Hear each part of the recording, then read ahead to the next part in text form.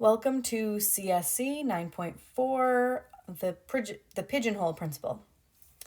The pigeonhole principle states that if n pigeons fly into m pigeonholes, and n is bigger than m, more pigeons than there are holes, then at least one hole must contain two or more pigeons. So here is a picture of the pigeonhole principle. We have 5 pigeons, but only 4 holes. Then it has to be that 2 pigeons went into one hole. At least 2 pigeons went into one hole. So here's just a few examples that deal with the pigeonhole principle. How many people must be in a room to guarantee that at least 2 of them share a birthday? Well, how many different birthdays exist? There are 365 possible birthdays.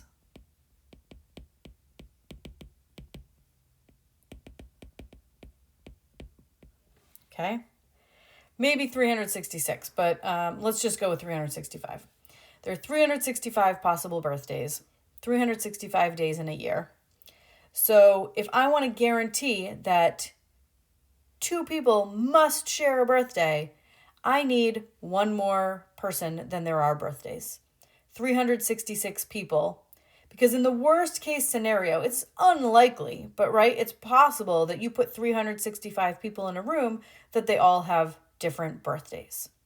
But if you put 366 people in a room, 2 of them must share a birthday.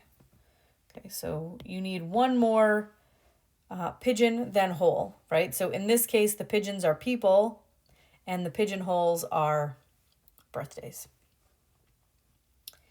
Now, a drawer contains 10 black socks and 10 white socks. If you reach in and grab some socks without looking, how many must you remove to guarantee you have a matching pair?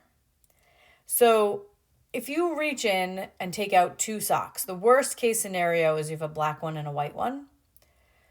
They're different. It's possible you could pull out 2, but it's not guaranteed. 2 matching, but it's not guaranteed. So if you pull out 2 and they're not matching, and then you reach in and you pull out a third, it's gonna match one of the other 2, right? So there are only 2 different colors, which means you need to pull out 3 socks in order to guarantee a match. How many cards must you select from a standard 52 card deck to guarantee at least 2 of them are the same suit? Well, there are 4 suits in a 52 card deck. So if you take out 4 cards, it's possible that they all have different suits.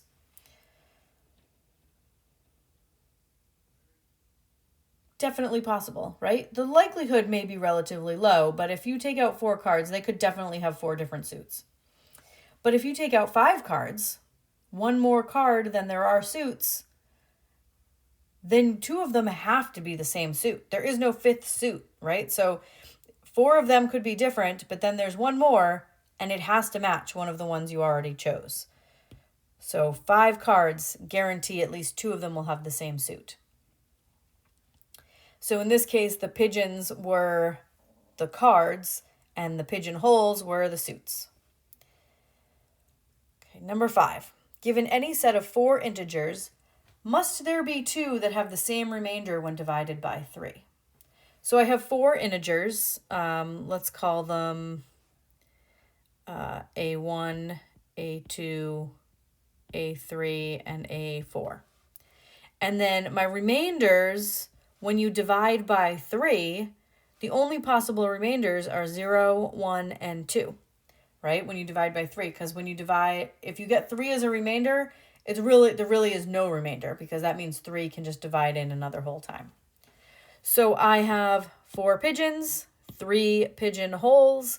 By the pigeonhole principle, this is true. Any set of 4 integers, there must be 2 that have the same remainder. And how many integers from 0 through 60 must you randomly pick in order to be sure of getting at least one that is odd? So, and how many to get at least one that is even? So I need to figure out how many numbers there are from 0 to 60 and how many evens and how many odds. So 0 to 60 is 61 integers. right? Because 1 to 60 would be 60, right? If you count from 1 to 60, there's 60 integers there. And then 0 makes 61. So 0 to 60 is 61 integers. Let's see if we can figure out how many are even by listing them. So let's see, I have 0 is even, and that's 2 times 0. And then 2, which is 2 times 1, and 4, which is 2 times 2, and 6, which is 2 times 3. All the way up to 60, that's the last even number, that's 2 times 30. So by writing each of my evens as 2 times an integer, I've created a counter. I have 0, 1, 2, 3, up through 30. So 1 through 30 is 30, and then I also have a 0. So I have 31 evens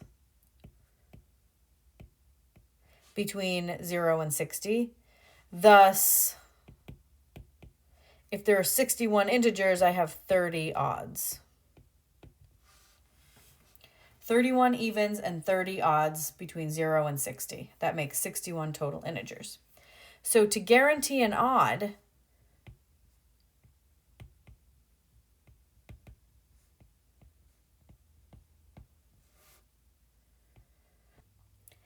I have to think about the worst case scenario. So how many numbers is it possible to pull out as evens in a row, right? I have 31 evens in this hat, a hat full of numbers. 31 of them are even. So I could conceivably take out 31 numbers and they would all be even. But if I take out 32 numbers, it is impossible that they're all even because there are only 31. Right? So I need to take out 32 numbers to guarantee I get an odd. 32. Because if I take out 31, it's possible, unlikely, but possible that they're all even, which means if I want to guarantee an odd, I need to take out 32 numbers. And then to guarantee an even, think about the worst case scenario with pulling out odds. There are 30 odds in the hat, which means I could conceivably pull out 30 numbers in a row and get all odds. Unlikely, but it could happen. I could take out 30 numbers and they're all odd, which means if I want to guarantee an even, I need to take out 31 numbers.